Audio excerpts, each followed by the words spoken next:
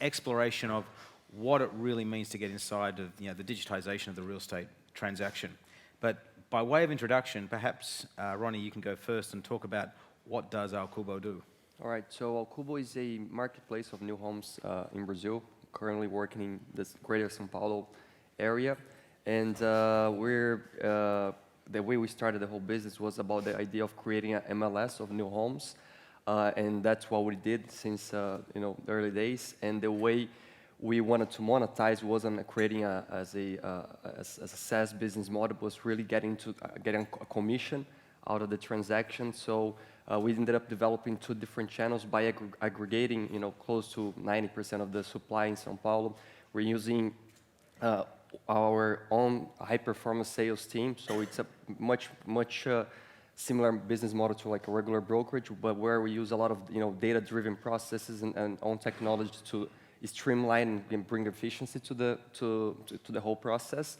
And we also have what we call the network, or it's an indirect sales channel, where we created a big network close to 15,000 agents, where the agents do their own lead generation, bring their own clients, search through the platform, and sell through Al Cubo. And the main reason why they're doing that, it's because they're getting a higher commission selling through Al Cubo rather than if they were to go directly and sell directly with the developer. So that's basically what we're doing. Now, before we go on to Ricardo and Fechou, just a couple of questions. Are you focusing just on new developments, or is it new developments and established homes? No, new developments only. It has been an easier way to acquire the supply, actually, and aggregate it and actually bring a lot of value, not only to the agents, but also for the end users. So we have become, we're becoming the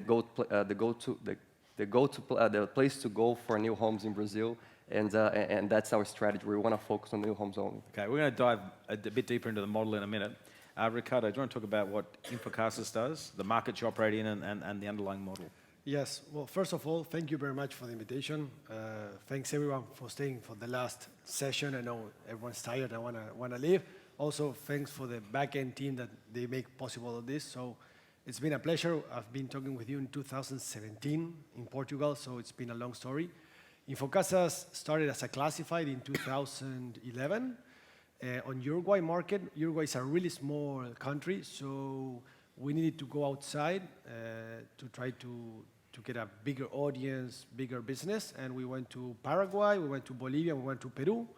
2017, we got some small seed funding before those years. In 2017, a big group called FDB invested in our company. I remember talking with you in Portugal. 2019, they purchased a little bit more of the company, and actually in 2021, last year, they purchased 100% of our company, InfoCasas, so it's been an exit for the co-founders. So one of the things we do in this long story short is we realized that classifieds was a small business on our market, so we gotta move to transactionals quickly, and we got a little bit of luck because we started somewhere around 2017 when usually portals or classifieds didn't go to, we're not thinking about transactions. We found an opportunity, we made a leap of faith in 2017, moving, especially transacting in primary market, that there was like not so much information. Agents were more on secondary market, so we find a really good opportunity there. And actually, it's the last session. Maybe we can do a small exercise because we do it with a team. And what we felt in 2017, if you excuse me, and it's the last one. No? Okay. 30 seconds. So what we felt in 2017 is, I'm going to tell you really quickly. I don't know if you can take out your mobile phone. Take your mobile phone. This is our feeling we had. Unlock it. Unlock it. I know when we are sitting there, you said, oh, what a pain in the ass. Do you want to do something? But unlock your phone and change it with the person that allowed you. Change phones without. Give your phone to another one. Give your phone to another one. Really quickly now, give your phone to everyone. Change phones. It's unlocked. Don't bang through. Everyone did it. I didn't saw many hands. But what are you feeling right now? The ones that changed the phone, what's your feeling? I don't know if there's a couple. If there are a couple, sorry about that, if you change phone. But I'm sure the ones that this exercise feel, I don't know, because sometimes you cannot express with words the feeling, but for sure you are in panic. I'm for sure in panic. So give back the phones because if not, we're not going to continue with this session. So we felt that, Simon, we felt that we need to do something, and that was our feeling for moving to transactions. Okay. So so you're now across 4 markets, or just the 4 markets still? 4 markets, and we partner with Akubo. We met in 3 years ago. I don't remember which one, and so we partner with them. But we are 4 markets. We try to move on other markets, but our investors started purchasing assets there, so we didn't have more markets to go. So when we talk, and now you're focusing on new developments or new and established homes? New developments. So you both have similar target markets, new developments, clearly operating the transaction. Now, Ronnie, you mentioned that you own the sales force, so all the people selling are employees of Akubo. Yes and no. I mean, we have 2 different channels. We have one channel, what we call the iBrokers or instant brokers. Yes, they are, employees of Akubo. They gotta be there from 8 to 5 on a weekly basis. And with those guys, we're really focused on controlling the whole experience, right? Not only for the agents, but for the buyers as well. So over there, in partnership with Infocasas, we have developed a great technology to pre-qualify the leads through WhatsApp. There's a lot of automation in terms of sending similar inventory for the customers. There's the whole idea there is really to bring technology to do a lot of the kind of the low value activities for the agents, and we really focus on training the agents where when they go to the showroom, where they visit, they offer a great experience for the buyer there. So the interpersonal experience, it's with the agent, but all the rest of the stuff we're putting technology and automation to make their lives a little easier. And like I said before, we have a second different channel where we don't control the whole experience a whole lot, but we are scaling. So we have 14,000 agents doing the only generation, so there's no CAC through that channel, and we're getting a good chunk of transactions on a monthly basis. And but again, there we're putting the supply and connecting the supply with the agent, and we don't control the experience for the end user. Okay. And on Ricardo, on your businesses? So what we did basically is we realized that agents paid us $200, $250 per month, and suddenly you get commissions of $2,000, $3,000, $4,000, $5,000 US. So we said, hey, we gotta move there, and we started at the beginning simply just filtering processing leads and sending directly to an agent or to a developer and making a revenue share. But then we realized that they skip the commissions, there's no NMLS, there's no much transparency on our market.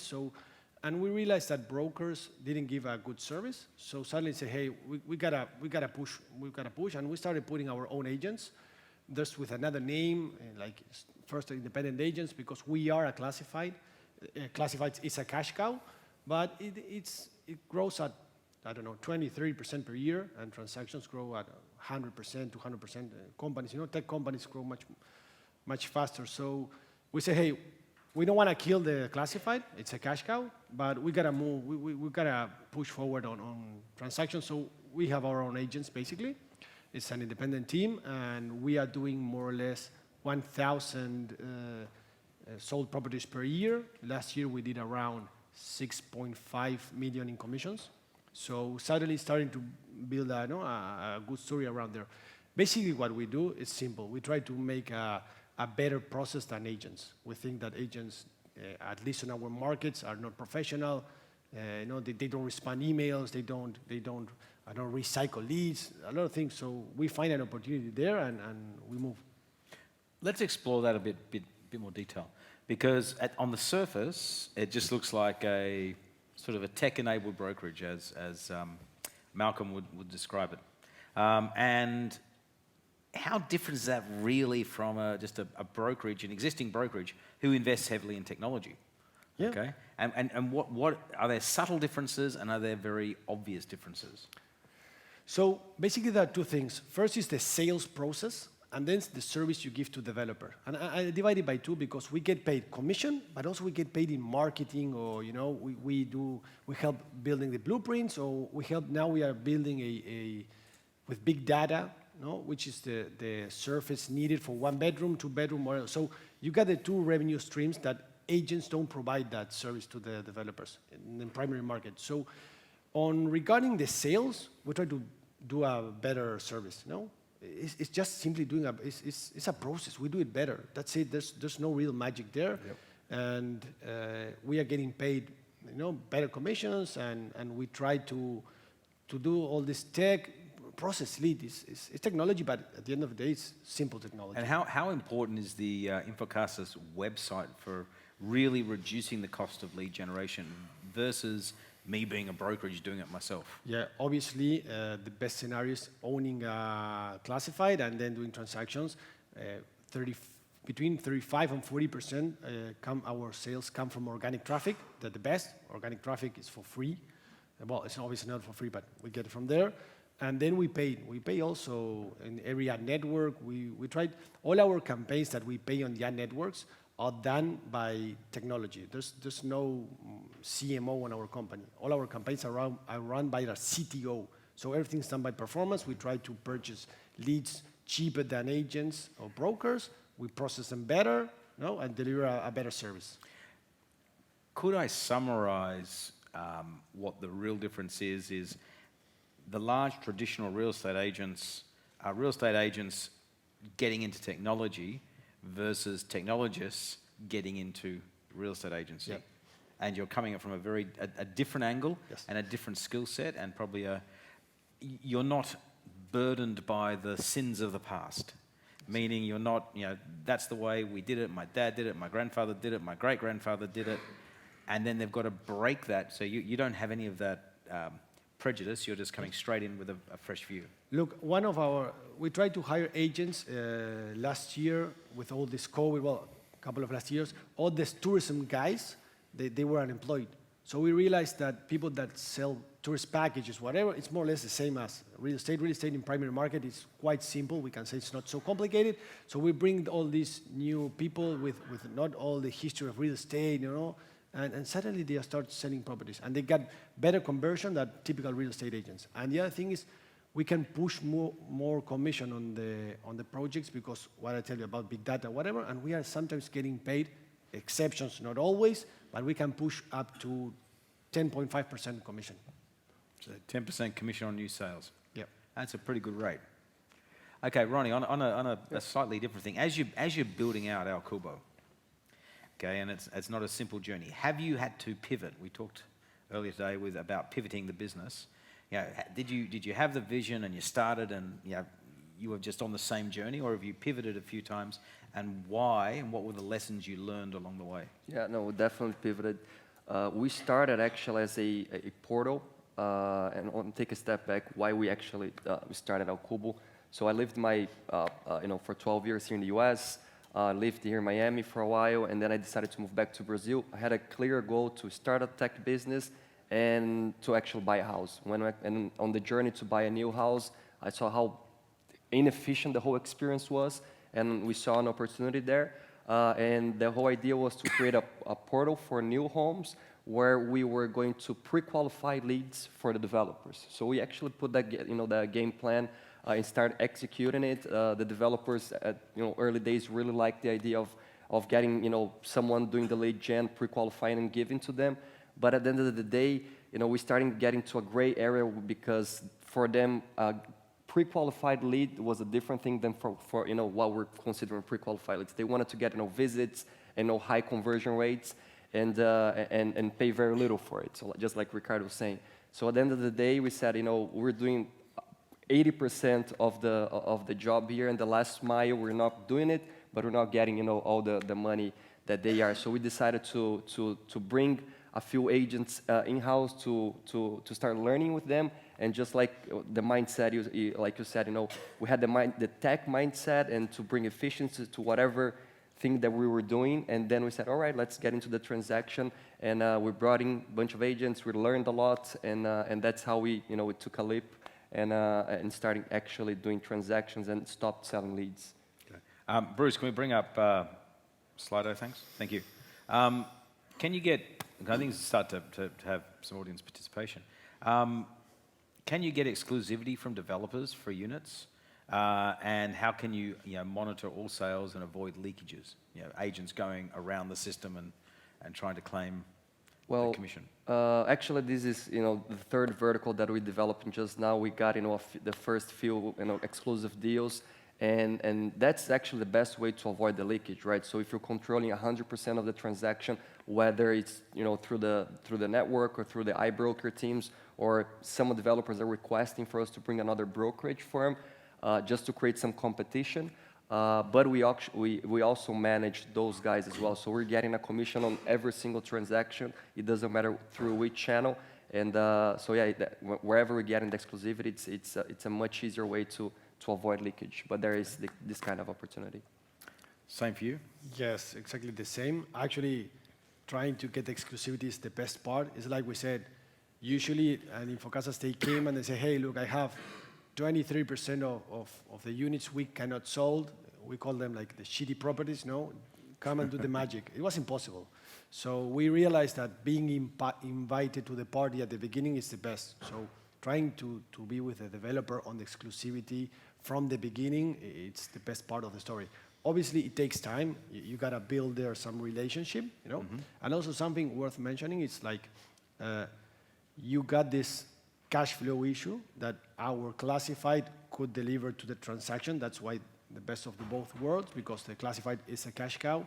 And transactions, depending on the market, sometimes, for example, Peru, you can get paid commission between 8-9 months. So if you don't have somewhere to get the funding for the cash flow, maybe it's not so, it's not so feasible. You gotta find a way, or you gotta sink a lot of money to the company. So if you get exclusivity, obviously it's the best, and you're gonna really know all the process. And the leakage, we know there's leakage. You were mentioning, we know it's a percentage. We try to build this story where we try to audit some way or another. Sometimes, for example, InfoCasas gives you a price. If you say, hey, when you finish the process, call us. We give you a TV. We'll give you, I don't know, something. So they call us and say, hey, I finally purchased a unit 101A, So we try to audit. There's a percentage, but when you build long relationship, it tends to decrease, They realize that they make more money if they stay on the long story instead of trying to cut you on some commissions. Which makes sense. Do you keep all the seller leads for yourself, or do you sell them to other agents? Seller leads, meaning like I think I meant buyer leads, I would think, in this one. Because your seller lead, for you, the seller leads are the developers.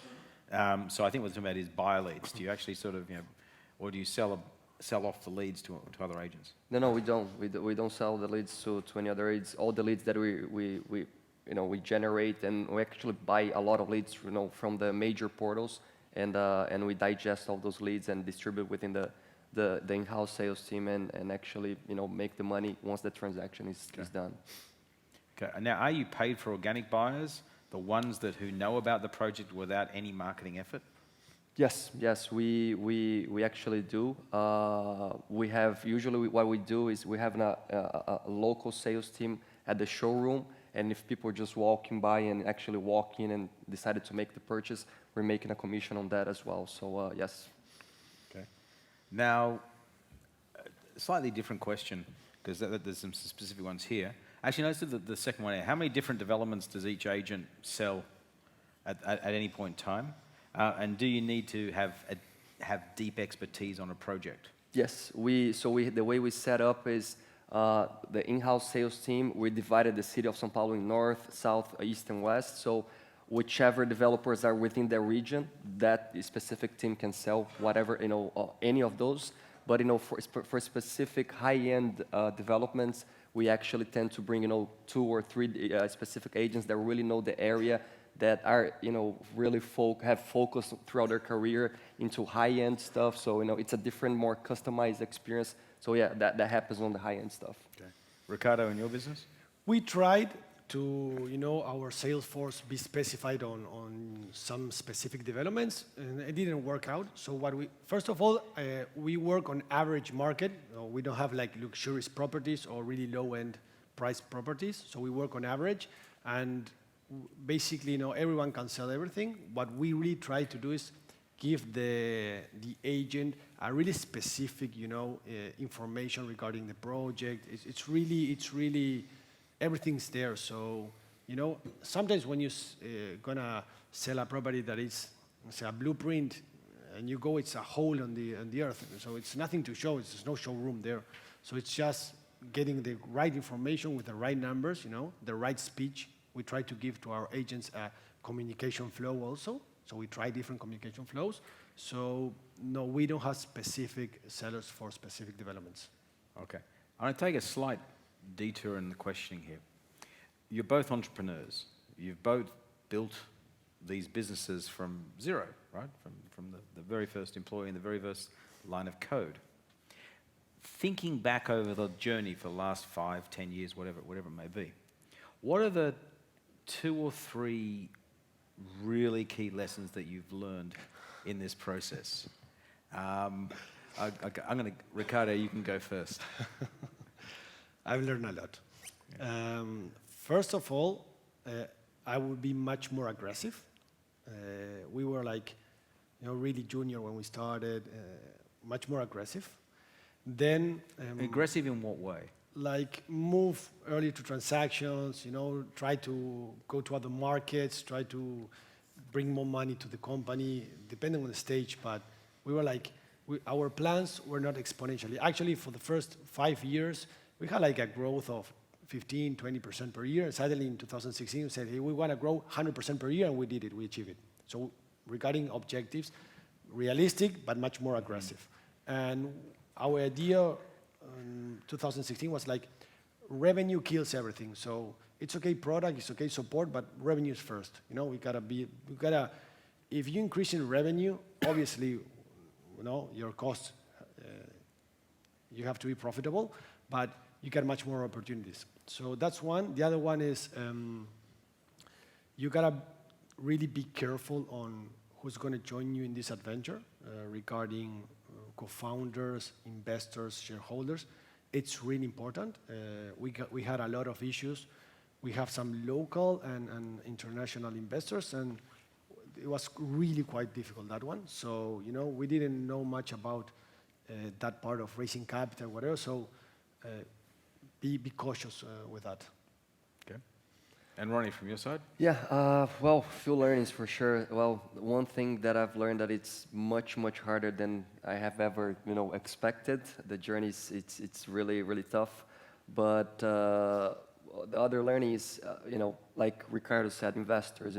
We've been very lucky that we have very good investors, including the both of you guys here, which give great advice, and that is something that at early stage, whenever we're doing the lead gen model and grinding through, if you had investors earlier, I'm sure you guys would have said, hey Ronnie, you should go to the transaction earlier, like Ricardo was saying too. So I think those mistakes when you don't have a whole lot of experience, don't really have a lot of vision, and having people that have done that, that understand the journey and can give very good advice, and that I would have done things differently. And the other thing is, you guys always give good advice. And as an entrepreneur, sometimes it takes time for us to really understand and actually start to execute towards that. So looking backwards, I'm sure I would have made a few different, faster decisions on what we actually decided to do. So yeah, those I would say the big learnings. Okay. Fantastic. Well, thank you very much, both of you, for spending the time to talk about the businesses, the opportunities, the challenges you faced along the way.